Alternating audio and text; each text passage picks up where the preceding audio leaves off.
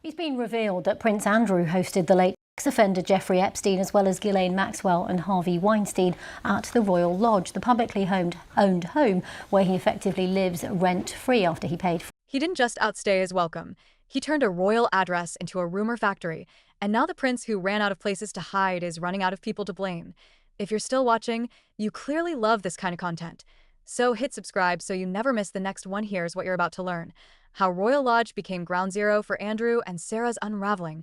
Why insiders say a sudden "do not come near me" order shattered their fragile coexistence, and how a decades-long pact of convenience, secrets, and survival may finally be collapsing under the weight of consequences. Let's set the stakes. Royal Lodge, publicly owned, lavishly renovated, and long treated as a private fortress, has been thrust back under the spotlight.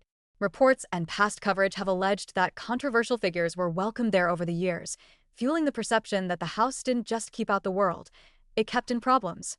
Whether every claim is fair or exaggerated. There are reports around how Andrew Mountbatten Windsor, of course formerly known as Prince Andrew, is spending his final days at Royal Lodge, and he's said to be ranting to himself. The atmosphere inside is reportedly suffocating.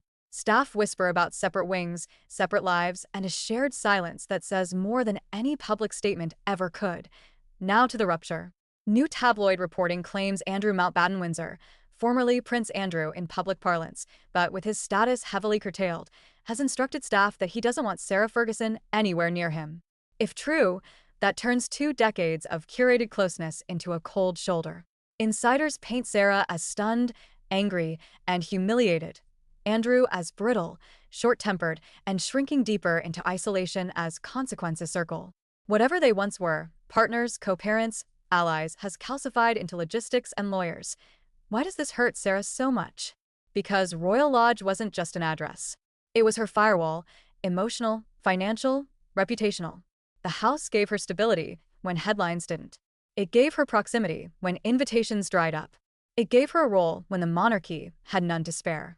Finally catch up with him. His moods are fluctuating by the hour. Apparently what's happening now, they're ranting claims. He's round there, he's had a meltdown at the manor, if you like. He's raging in the Royal Lodge, and it's probably the end of the party former prince. Apparently what's happening, he's ranting to himself. Take that away, and what's left is a public figure with private bills and fewer handholds.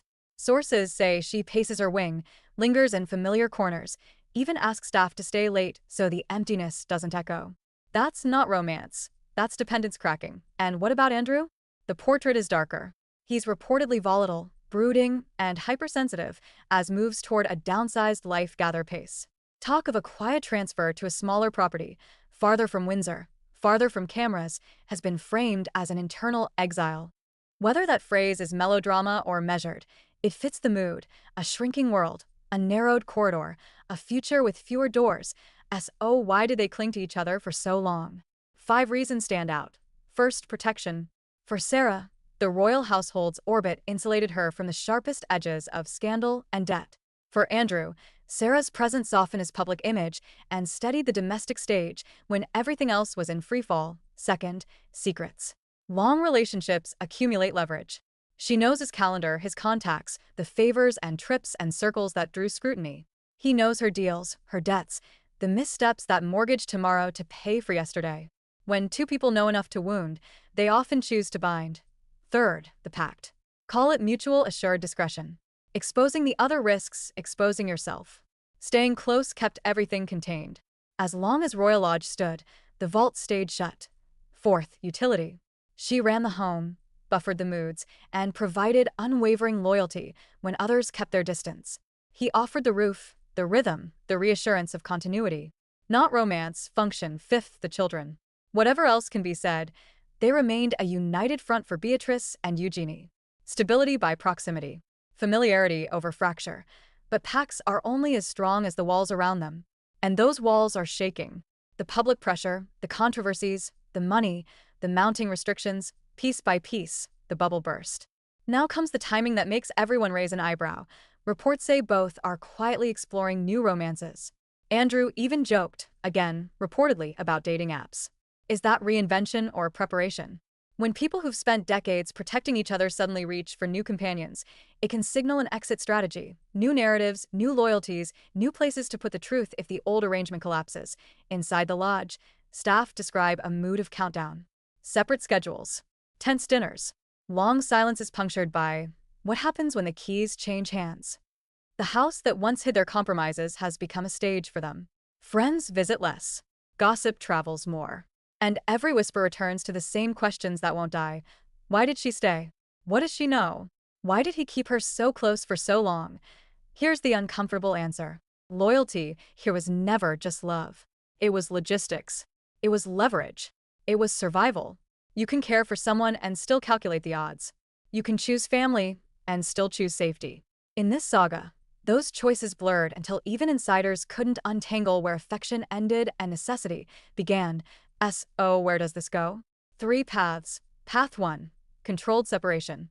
A choreographed move to a smaller residence, a public emphasis on privacy, and a quiet, carefully worded acknowledgement that the domestic partnership has ended. The vault stays closed. The narrative shifts to health, grandchildren, writing, new chapters. Path 2. Asymmetric rupture. One side talks first, directly or through friends, to shape the story. Leaks become accusations. Accusations become inquiries. The pact fails, and the past becomes present tense. Path 3. Freeze frame.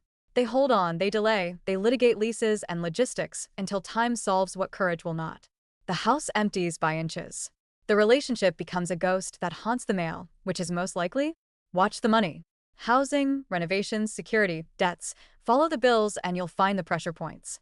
When the cost of staying together exceeds the cost of letting go, people let go. And watch the companions. New relationships don't just offer comfort, they offer cover and, sometimes, incentive to speak. One more thing the headlines miss. None of this started this year. It started the day Royal Lodge became a solution to problems neither of them could fix in public.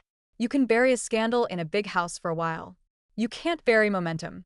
The story always catches up. When you hear that he's gone quiet and she's gone frantic, when you read that he's retreating and she's raging, when new names appear beside old ones. Remember the rule of royal crises. The first statement is spin, the second is strategy, and the third is the truth trying to breathe. We're getting close to that third statement. Your turn. Is this a breakup of convenience at the end of a long, complicated bargain, or the moment a fortress finally stops protecting the people inside it? Are we watching a couple separate, or a story separate from its last excuse? Drop your take below, because the next move, house, heart, or headline, will tell us exactly how much either of them was ever willing to risk to keep the past in the past. He didn't lose a crown. He lost the plot, and Royal Lodge turned from a sanctuary into the world's most expensive panic room for a man who can't outrun his own guest list. If you're still watching, you clearly love this kind of content. So hit subscribe so you never miss the next one. Part 2 starts where the fairy tale ends, with a lease, a ledger, and a long list of people Andrew wishes the world would forget. Because beneath the drama and the desperate silence is a simple truth.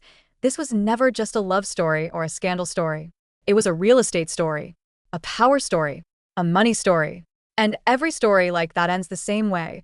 When the numbers stop adding up, the doors stop opening. Let's talk mechanics. Royal Lodge was never just a house. It was leverage. A publicly owned Crown Estate home that, after renovation, functioned like a private citadel. Inside those walls, Andrew and Sarah built a parallel life. Separate wings, shared routines, curated holidays, and a mutual understanding that what was convenient would be called family.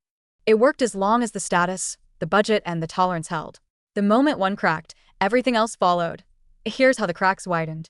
First, the pressure campaign. Take away the prince title. Turn public duties to private silence. Shrink the radius of movement. Suddenly, Royal Lodge stops being a perk and becomes an argument. Every bill is a headline waiting to happen. Every repair is a rumor. Every security car becomes a debate about why the past should still cost the present. Second, the reputational math. You can live large when the country believes your largeness serves something bigger. Cut the cord to duty, and largeness looks like entitlement. That's when home becomes symbol, and symbols invite scrutiny. Who visits? Who stays? Who paid? Who knew? And when the guest list includes names that detonate on contact, there is no PR statement big enough to contain the blast. Third, the human factor. A house absorbs tension up to a point.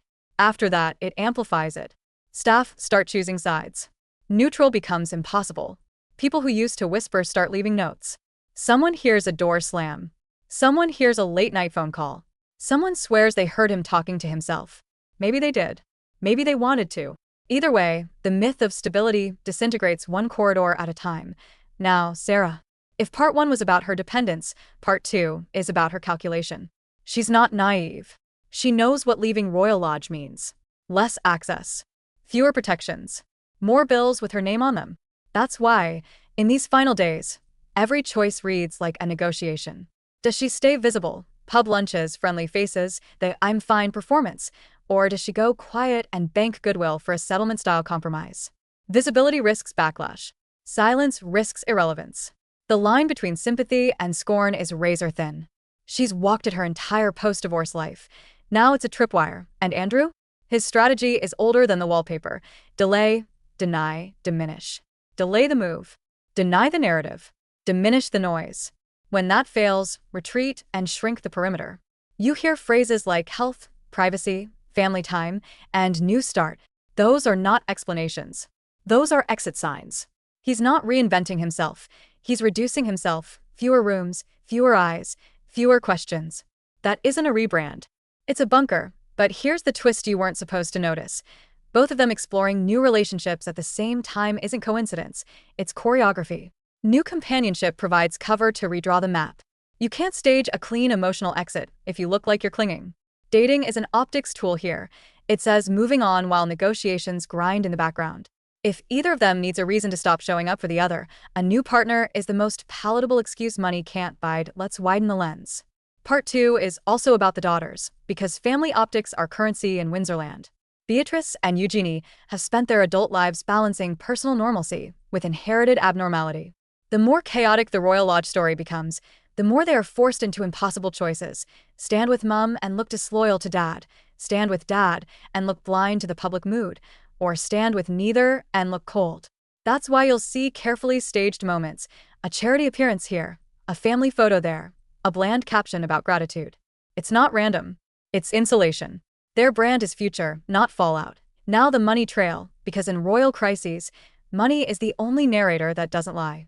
Think layers: lease terms, renovation costs, insurance, grounds, security, staff redundancies, relocation expenses, legal counsel, PR retainers. Each line item is a pressure point, and every pressure point is a bargaining chip. Expect undisclosed agreements. Expect commercially sensitive terms. Expect the phrase, no burden to the taxpayer, repeated until it means everything and nothing.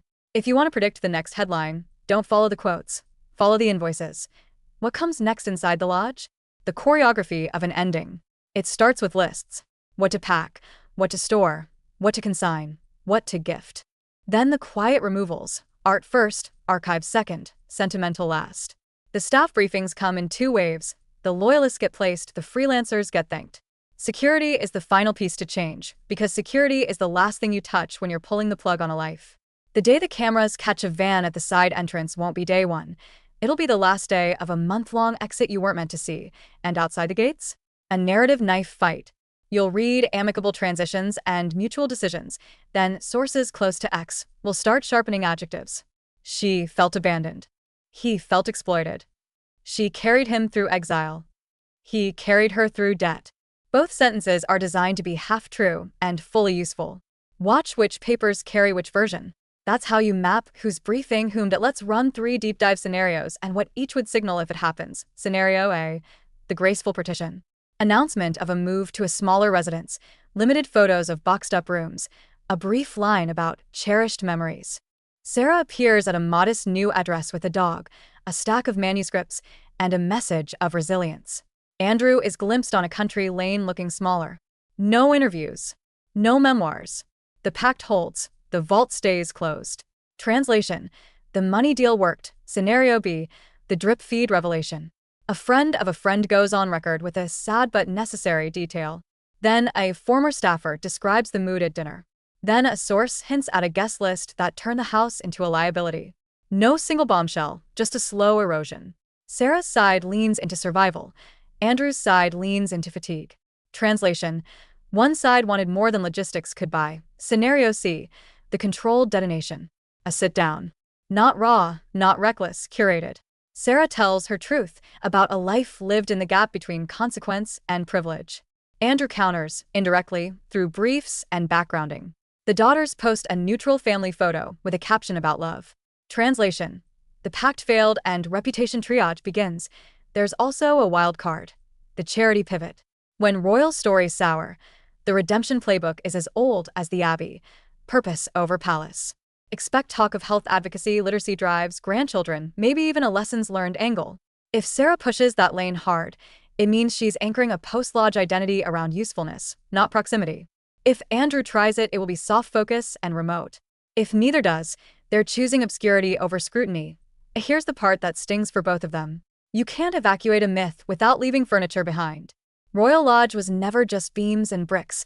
It was the last successful illusion they kept alive, that two divorced people could beat the system by outlasting it. They almost did. For nearly 3 decades, they turned a failed marriage into a functioning arrangement. That takes discipline. That takes denial. It also takes a system willing to look away until it can. So, why does part 2 matter? Because this isn't just gossip. It's a case study in how power unwinds. Status shields you until it isolates you. Wealth cushions you until it disappears into maintenance. Loyalty protects you until it costs more than it returns. And the minute those 3 curves cross, the story writes itself. Fortress to cul-de-sac, titles to technicalities, partnership to parallel lives. Point 1: final layer: the psychology. He retreats because retreat is control. Choose a smaller room, and the room can't betray you. She pushes outward because attention is oxygen. Choose a bigger audience, and the silence can't suffocate you. Both strategies are understandable. Both are unsustainable. Because the only thing worse than the wrong story is no story, and in this world, someone will always tell it for you.